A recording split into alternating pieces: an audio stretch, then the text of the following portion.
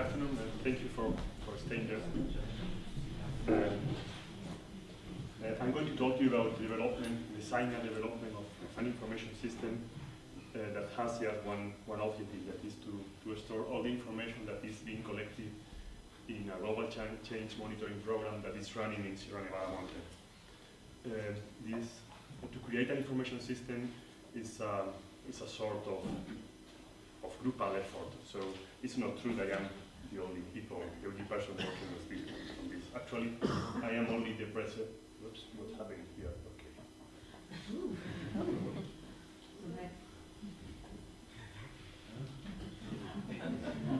Something is happening. Could you please? No, it's a problem with the class play. Press escape. Escape. Yeah. I'm sorry. This is the problem of the new gadgets. Yeah. PowerPoint is better. Okay, more questions to Mark? There was one there.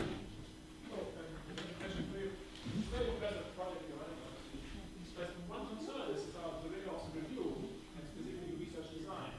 In this radar, we run into this issue all the time that there's no spatial repeat, there's no spatial correlation, there's no remote sensing, and no GIS. We find the predictions, we find it really frustrating. I'm wondering, why is it not, how do you deal with research design questions? So, are you talking about NEON in particular? So, I'm actually on the executive board for the LTPR. I helped start NEON, and so I'm very familiar with NEON. NEON has a very high, very strong remote sensing component. In fact, they have 3 airplanes that they call aircraft observing programs that fly both LiDAR and hyperspectral data, which is better, higher resolution and visible near IR wavelengths than anything that's flying in space right now. And it's going to have about a 1 meter to 2 meter spatial resolution. Well, yeah, we can chat about that. But okay. Just one point, and this will be with Francisco, is research design is hard, and it takes a lot of thought, and you're absolutely right there. Okay, we're ready to continue. Sorry for this back. Well, I was saying that this is a groupal effort, so there are lots of other people involved in the design and development of this project. Actually, I am only the presentation man. These people are the ones that do the real work. Well, Sierra Nevada is the southernmost mountain in the southernmost country of Europe. This is so south that we are almost North Africa. It has 2,000 square kilometers, and it reaches 3,000 meters above the sea level. Actually, it is the third highest mountain in Europe after the Alps and the Caucasus. But the real interesting thing is that Sierra Nevada is one of the most important biodiversity of the Western Mediterranean region. Actually, it has more than 2,000 species of vascular plants that represents the 20% of European flora. And some of those species are endemic. Actually, we have 66 local exclusive endemism, and the diversity of invertebrates is also very important. And those are the reason why this mountain is protected thanks to several legal acts. Sierra Nevada is a biosphere reserve. It is also a Nature 2000 or 3000, who knows, designated area, and it is also a national park.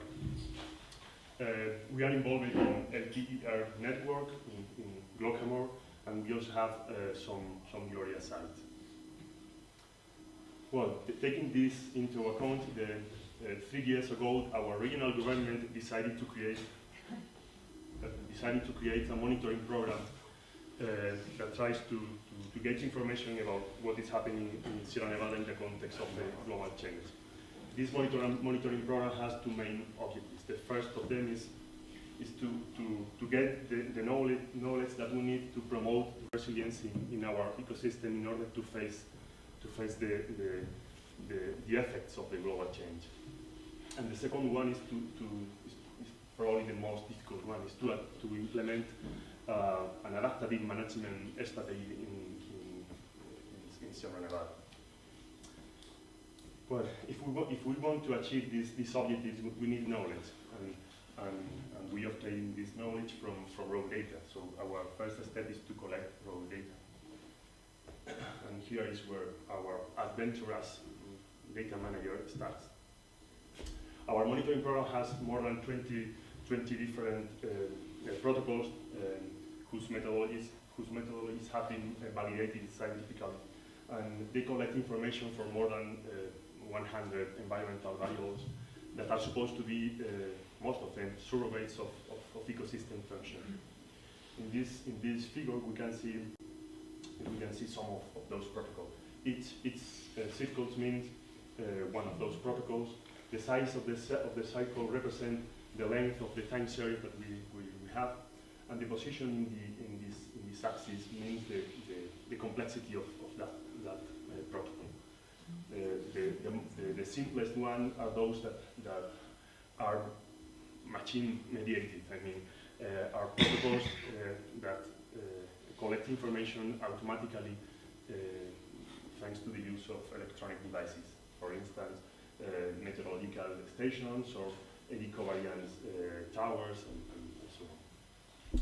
And here we have some of other methodologies. We get information about dispersed birds, about amphibia, the whiteboard, plant phenology, forest regeneration. We also have Gloria information about Gloria sites, several of them. Under the point of view of an information system, these protocols can be represented as entities, as spatial entities that allows the collecting of environmental information. Here we have some of those entities. We have some fauna landsets, and we also have quadras for flora, collect information, a vegetation map, and we also have the municipalities that are very important because it's the way in which the socio-economical information enter in the system. Well, so we have some spatial entities, and in which monitoring methods are applied in order to obtain raw data. These raw data are stored in relational databases. This is one of our most important strengths. We are not using traditional spreadsheets. We are using relational databases that are the tools that were invented to store data. When these raw data are in a database, we get what we have called queryable information, and this information is properly documented using two international metadata standards, as Mark has told before. This is a key concept. If our data are not properly documented, it's not possible to interchange that data with other persons, with other people, and it's very difficult to analyze it. These two standards are the ecological metadata language that has been developed by LTER US